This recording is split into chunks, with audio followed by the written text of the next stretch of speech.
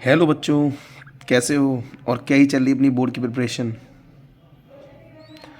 आपके पास समय बहुत कम है। आपके पास इस साल जो बोर्ड का आप एग्ज़ाम दे रहे हो उसमें सिर्फ आपके पास जो समय है अभी वो 1.5 महीने रह गया है।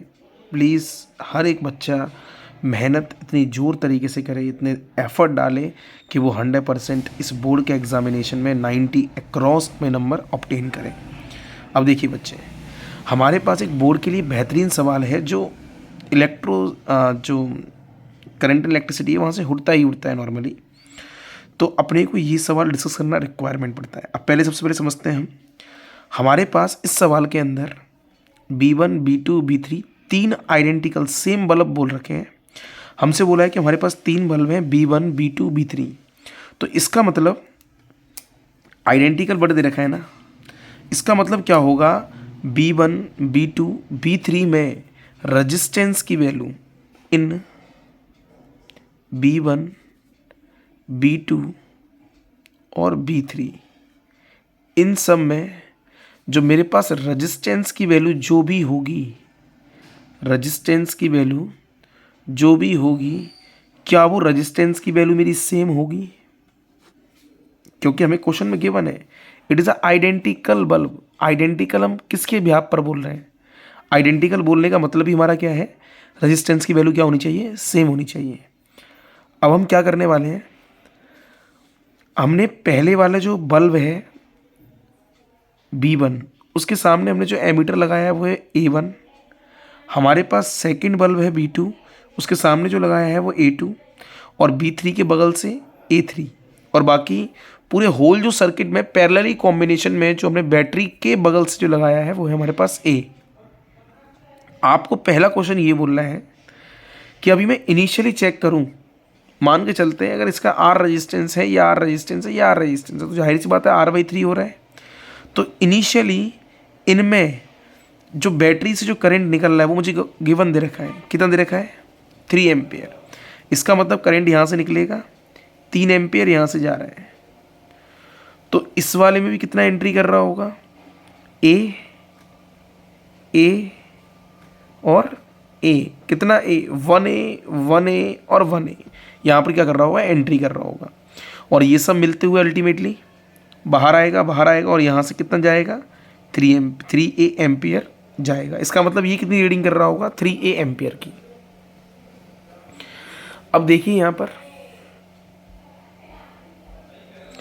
सबसे पहला क्वेश्चन हमसे ये कह रहा है कि अगर हम B1 वाले बल्ब को फ्यूज कर दें, अगर हम B1 वाले बल्ब को फ्यूज कर दें, अगर ये हमारा फ्यूज हो जाएगा तो क्या हमारा कुछ रिजल्टेंट सर्किट अगर हम बनाना चाहें तो कुछ इस तरीके से बनेगा। फ्यूज हो गया मतलब ये ओपन सर्किट हो गया। यहां पर हमारे पास A1 है और ये फ्यूज हो चुका है, it means it is a open circuit. Open circuit इसका मतलब यहां पर नीचे वाले में लगातार कंटिन्यूस वही रहेगा जो सेम था पहले। और एमीटर कौन सा था, A2। और नीचे वाले में इस बार एमीटर था A3 और बल्ब था B2। B2 और B3 सॉरी।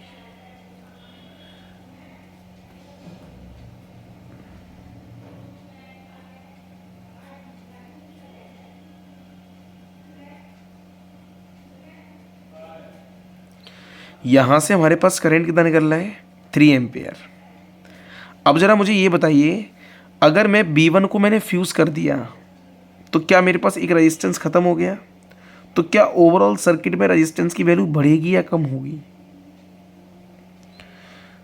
अगर इस वाले केस में हम चेक करते हैं, इस वाले केस में हम रेजिस्टेंस का वैल्यू निकालते हैं, इसमें हम R इक्विवेलेंट की वैल्यू निकालते हैं। तो आप क्या करोगे, सबसे पहले 1/R इक्विवेलेंट, क्योंकि पैरेलल कॉम्बिनेशन है तो क्या करोगे आप, 1/R1 plus 1/R2 plus 1/R3।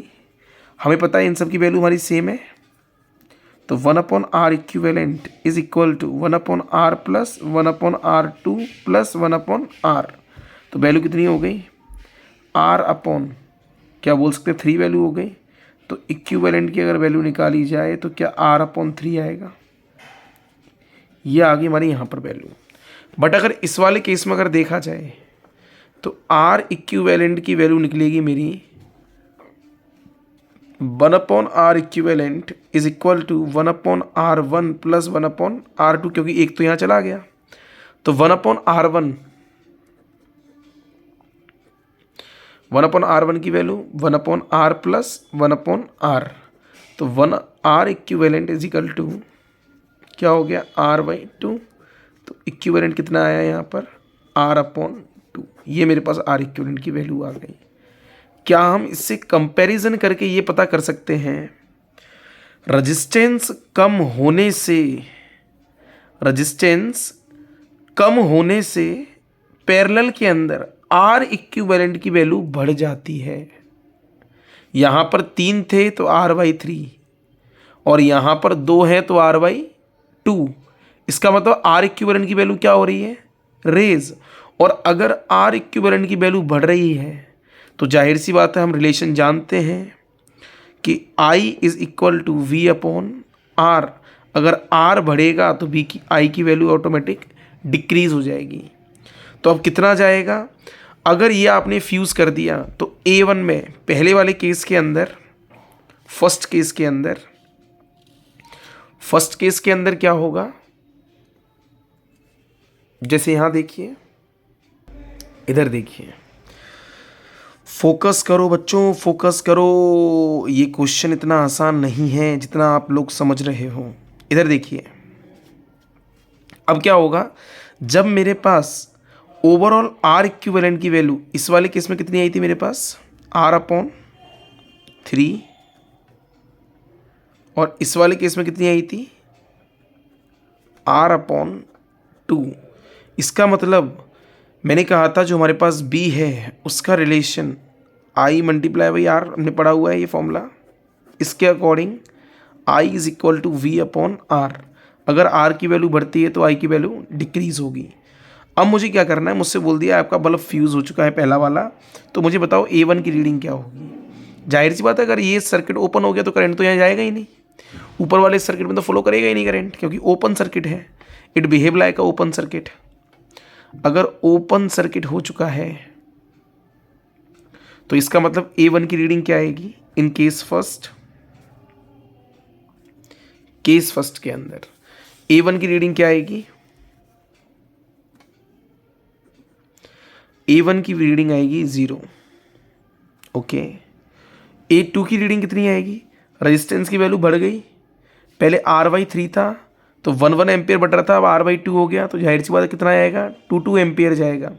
तो अगर यहाँ पर 2 एम्पियर जाएगा तो इसका मतलब ऊपर वाले में 1 जाएगा और नीचे वाले में 1 जाएगा। इसका मतलब A2 की वैल्यू कितनी जाएगी, A2 की वैल्यू कितनी हो जाएगी 1 एम्पियर। A3 की वैल्यू कितनी होगी 1 एम्पियर और रिजल्टेंट A की वैल्यू कितनी होगी 2 एम्पियर। ये हमारे पास रीडिंग्स आएंगी पहले वाले केस में। अगला वाला केस हमसे क्या बोल रहा है कि आपने इस बार B2 को फ्यूज़ कर दिया, मतलब आपके पास इस बार ओपन सर्किट में ये वाला बल्ब आपका फ्यूज़ हो गया। तो इसका मतलब केस नंबर सेकंड के अंदर, इन केस सेकंड मेरे पास इस बार A1 की वैल्यू क्या होगी, A1 की वैल्यू क्या होगी, समथिंग कुछ ना कुछ रहेगी जो 1 एम्पियर रहेगा। A2 की वैल्यू क्या रहेगी 0, क्योंकि it behave like a open circuit. अब ये ओपन सर्किट तरह बिहेव करेगा तो इसका मतलब A2 की वैल्यू क्या हो गई 0 और A3 की वैल्यू कितनी होगी 1 एम्पियर और मेरे पास लास्ट A की वैल्यू कितनी होगी, जो होगी मेरे पास 2 एम्पियर। तो बच्चों ये क्वेश्चन बहुत अच्छा क्वेश्चन है अपने में। ये क्वेश्चन आपके बोर्ड में आने की पूरी 100% प्रोबेबिलिटी है। आप इस क्वेश्चन को लगा के जाएँ, अच्छी प्रैक्टिसिंग करें। Best of luck there for board exams. आप अपना पूरा 100% एफर्ट अपने बोर्ड एग्ज़ाम की तरफ लगाएं, मेहनत बहुत अच्छे तरीके से करनी है, अच्छे लेवल की करनी है, जिससे हम अपने एग्ज़ाम को, अपने ड्रीम कॉलेज को अचीव कर पाएँ। Okay, best of luck for बच्चों।